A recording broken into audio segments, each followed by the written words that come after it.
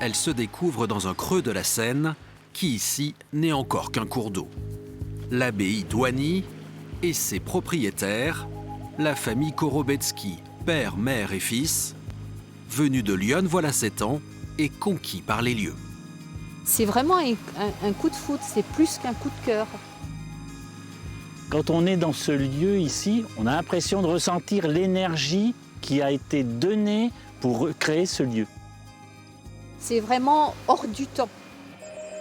9 siècles d'histoire, une bâtisse gigantesque rachetée pour le prix d'un pavillon, car il y a des travaux. Pas de quoi impressionner ce restaurateur de meubles anciens à la retraite. Premier chantier désormais achevé, la cour d'honneur. Il n'y avait plus de toiture et des arcades, là il manquait 2 arcades. Et donc tout ça, ça a été remonté à neuf. Et le deuxième bâtiment qui est derrière nous, donc lui c'était la première tranche. Donc c'est pareil, ces 2 voûtes, ça servait à stocker les calèches. Et tout ce qui était au-dessus des arcades, donc c'était effondré. 300 000 € de travaux. Ce bâtiment-là sera réservé, si vous voulez, pour faire des repas champêtres, pour les randonneurs, etc. Et ce bâtiment-là, dans cette pièce-là, ça sert pour faire des expositions de tableaux, d'artisanat, etc. Ça permet aussi de récolter des fonds pour continuer la suite, hein, parce qu'on ne vit pas que d'eau et d'eau fraîche. Et donc les bâtiments, en même temps, il faut trouver des financements. Hein.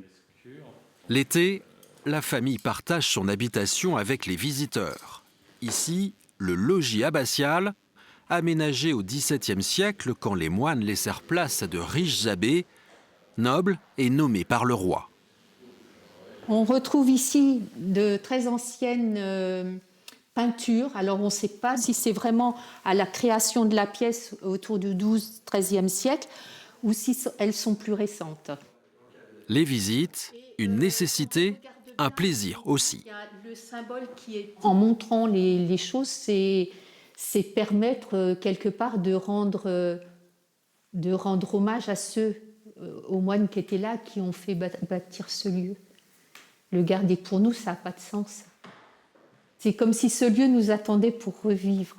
Ça ne s'explique pas, ça se vit. Ça se vit. Le prochain grand chantier, il faut traverser ce qui était autrefois le dortoir des moines pour le découvrir. On a une charpente médiévale de sans doute la fin du XIIe siècle ou début du XIIIe siècle. On aimerait vraiment la restaurer pour qu'elle retrouve sa majesté sans toutes ses béquilles et tout son volume. En budget, je pense autour de 500 000 € à vue d'œil, mais je n'oserais pas trop me mouiller plus en détail. L'abbaye étant inscrite au monument historique, un tiers des travaux sont financés par l'État. Une aide qui sera bien nécessaire aussi pour rénover l'inattendu trésor des lieux.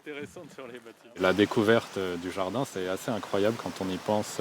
Ces éléments architecturés qui attendaient sous la végétation, là, qu'on les redécouvre. Ici se cache un rarissime jardin en terrasse du XVIIIe siècle. Il y aurait eu une cascade là, qui coulait sur cette paroi rocheuse. D'ailleurs, on voit bien qu'elle a été rectifiée.